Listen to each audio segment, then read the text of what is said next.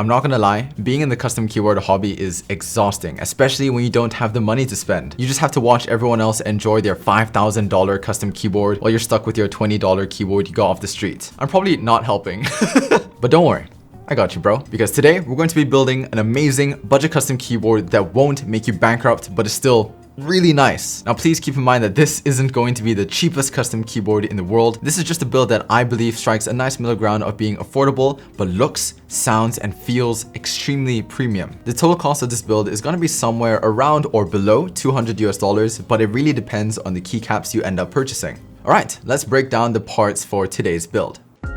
Okay, first of all, we have the case. We're going to be using the KBD67 Lite. This is a 65% modified gasket mounted keyboard made of ABS plastic. I actually reviewed this keyboard a few weeks ago, so if you'd like a full review, check that video out. But here are the main reasons why I like the board so much. Number 1, it has a really minimal design which makes it simple and easy to match with your setup. Number 2, it has a great thoughtky sound signature, and for the price, it sounds amazing. Number 3, it has VIA compatibility so you can easily adjust your keybinds and lighting. Number 4, it's 65% so it has arrow keys while also being compact, which I believe is perfect for beginners. And number 5, it comes with a carrying case as well as case foam which greatly improves the acoustics. Number 6, it uses screw-in stabs which are far better than plate-mounted stabilizers. And lastly, number 7, the PCB is hot swappable with a south-facing switch configuration, so it doesn't interfere with keycaps and it also allows beginners to change switches in the future. It is just a great package and I highly recommend it to anyone looking for a great all-around board for a reasonable price. Alright, next up we have the switches. I'm going to be using ACO CS switches. These are 3-pin switches that are absolutely amazing for the price. They come in 3 different variants: matcha green, ocean blue, and rose reds. They're priced at $10 US for 45 switches, which is an absolute steal.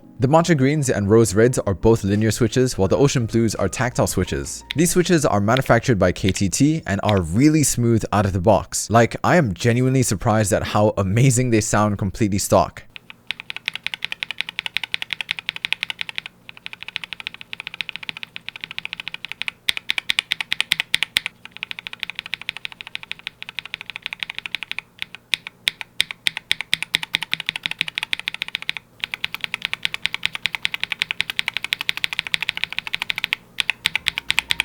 I reached out to ACO myself and they informed me that the switches are factory lubed, but there is only a tiny amount on the leaf, which is absolutely mental. The only variant I had a problem with were the matcha greens. They had some spring ping, which really ruined the typing experience for me, so I decided not to use or lube them in today's build.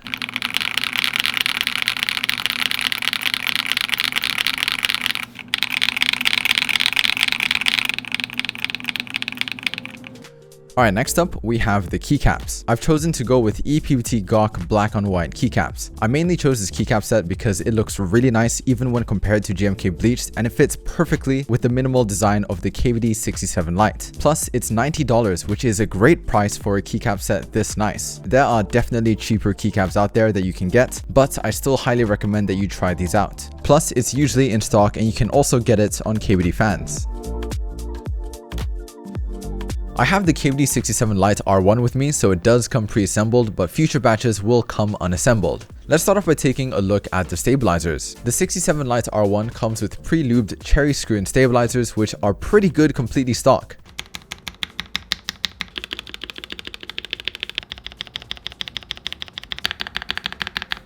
Future batches will come with KBD fans' own stabilizers, and from what I know, they're not the best. So, if you have the extra budget, I definitely recommend you get cherry screw-in stabilizers or Duroc screw-in stabilizers if possible. For today's build, I'm going to be using cherry screw-in stabilizers and I'm going to holy mod them to reduce rattle. I have a full tutorial for the holy mod which you can check out, but I'll quickly explain how it works. You're going to need fabric band-aids, scissors, tweezers, Krytox 205G0, and some brushes. You want to start off by cutting a piece of band-aid that fits the stabilizer stem hole. Then you want to place it on a tweezer and push it through the stabilizer stem, and then push the end against the surface.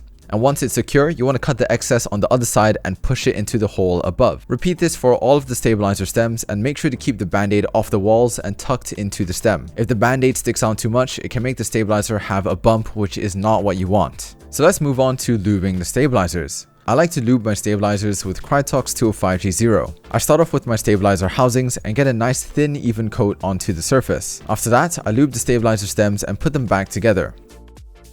And finally, I lube my stabilizer wires with a generous amount of Krytox 205G0, making sure to get a fairly thick coat onto the wires. And lastly, I reassemble all of the stabilizers and screw them into the PCB. Please keep in mind that the Holy mod can make the stabilizers feel mushy, but the more you use it and break it in, the better it will sound and feel. Alright, so with the stabilizers complete, we can move on to the switches. I like to use lube switches in my builds, but the Akko CS switches can be used unlubed because of how smooth they are out of the box. If you do want to lube them yourself though, here's how. You are going to need these items: a switch opener, Krytox 205G0 for linear switches and 105 for the springs, Krytox 203G0 if you want to lube tactile switches, 4 bowls and a small plastic bag. If you really want, you can also get a Kinetic Labs lube kit, a lube station for holding switch parts, and a jewelry holder so it makes holding switches a lot easier. So start off by opening the switches, and keep in mind that this switch uses a Kale box design, so you need to use the box opener and not the MX switch opener. Most switch openers have both those, so you should be fine. Place the top housing and spring into separate bowls, and if you have a lube station, place the stem and bottom housing onto the lube station. If not, just use 2 more bowls to store them. So let's move on to lubing the switches. I like to lube the bottom housings first. I get a very small amount of 205G0 or 203G0 depending on the switch onto my brush, and I brush 3 times on each rail of the housing. After that, I lube the outside of the pillar and the bottom of the housing. Lastly, I lube the leaf with whatever lube I have left on the brush.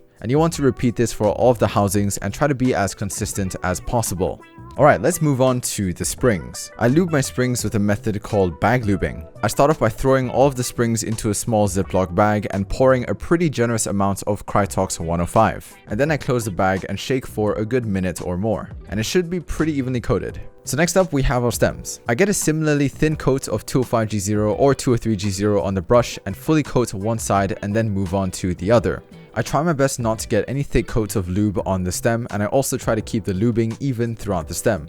After that, I brush the front and back of the switch. For linear switches, I like to lube my stem legs like this, but for tactile switches, I avoid lubing the legs to keep the tactile bump. And finally, I lube the bottom of the stem.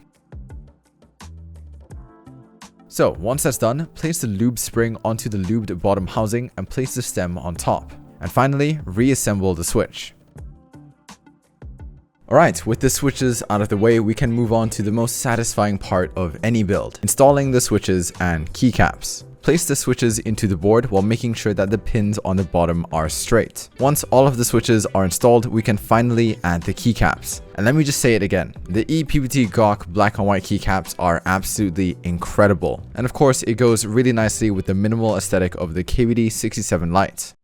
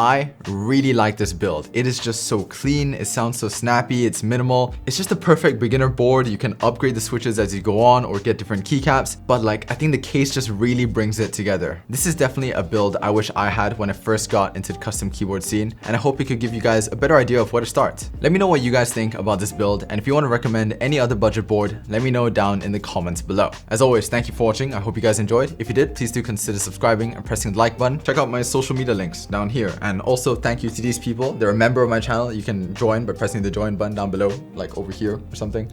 I love you guys. Mwah. Thank you. I'll see you guys in the next video. Peace.